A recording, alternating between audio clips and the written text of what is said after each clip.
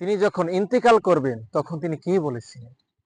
আমাদের রাসূল তিনি বলেছিলেন, আস-সালাত আস-সালাত ওয়া মা মালাকাত আইমানুকুম, নামাজ নামাজ, আমার উম্মতেরা তোমরা নামাজ ছেড়ে দিও না। আজ আমরা মুসলমান হওয়া সত্ত্বেও নামাজ পড়ি না, নামাজে গাফলতি করি, মসজিদে যাই না, চায়ের দোকানে বসে থাকি, বাজারে যাই, সব জায়গায় যাই, কিন্তু পাঁচ ওয়াক্ত নামাজ, সে নামাজ আমরা পড়ি না। পবিত্র কোরআনে আল্লাহ রাব্বুল আলামিন তিনি বলেন, আকিমুস সালাহ, তোমরা নামাজ কায়েম করো।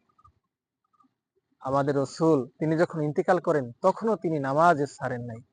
আজ আমরা সেই নবীর উম্মত হয়ে নামাজ ছেড়ে দিই।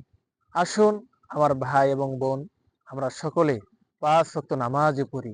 আল্লাহ আমাদের সকলকে, আমাদের মুসলিম জাতির সকলকে তুমি পাঁচ ওয়াক্ত নামাজ পড়ার তৌফিক দান করো। সকলে বলি আমিন।